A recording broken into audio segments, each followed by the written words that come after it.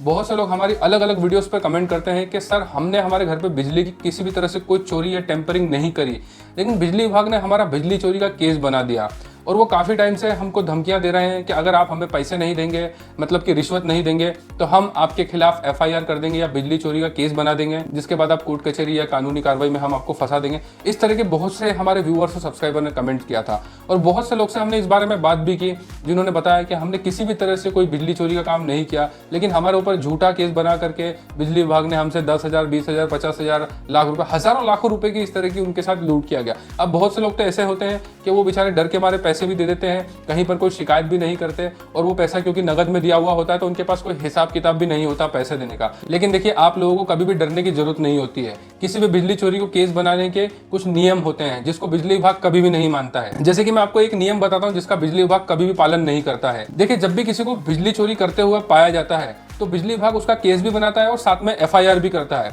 और उस नोटिस को देने के साथ में उसमें कुछ समय होता है, जैसे कि 8, 10 या 15 दिन का उसके अंदर समय होता है, जिसके अंदर उसे उसके जो है रकम जमा करना होती है, जो चालान उसके खिलाफ बनाया गया है। लेकिन बिजली विभाग कभी भी ऐसा नहीं करता है। बहुत सी बार तो ऐसा होता है कि कुछ मीटर रीडर जो होते हैं वहां पर कट लगा देते हैं, बिजली विभाग उनका वीडियो पता नहीं कब बना लेता है, या वही मीटर रीडर वहां का वीडियो बना के बिजली विभाग को दे देता है, और फिर कुछ दिनों बाद वहां पर उपभोक्ता को डराया धमकाना चालू कर दिया जाता है बिजली विभाग के अधिकारियों और कर्मचारियों द्वारा। खासकर जो है डराने धमकाने के लिए बिजली विभाग के जो अधिकारी होते हैं वो आउटसोर्सिंग वाले बंदों को पहुंचाते हैं। अब उसमें होता ऐसा है कि वो उसको 10 दिन, 15 दिन या कुछ महीने तक उसको इस तरह से डराते धमकाते रहते हैं कि आप पैसे दे दो, नहीं तो हम चोरी का केस बना देंगे। और जब वो बंदा पैसा दे देता है तब तो कुछ नहीं करते, लेकिन अगर वो पैसा नहीं देता है तब जाकर के वो उसका बिजली चोरी का केस बनाते हैं। अब देखिए, इसमें सोचने वाली बात यह है कि जब भी बिजली विभाग अगर किसी का चोरी करता हुआ पकड़ता है तो वहीं पर यह पूरी कार्रवाई होती है, वहीं पर उसकी एफआईआर भी करवाई जाती है सेम डे में। ऐसा कभी भी नहीं होता कि बिजली विभाग ने आपके खिलाफ कुछ एविडेंस निकाले और कोई केस बना करके रखा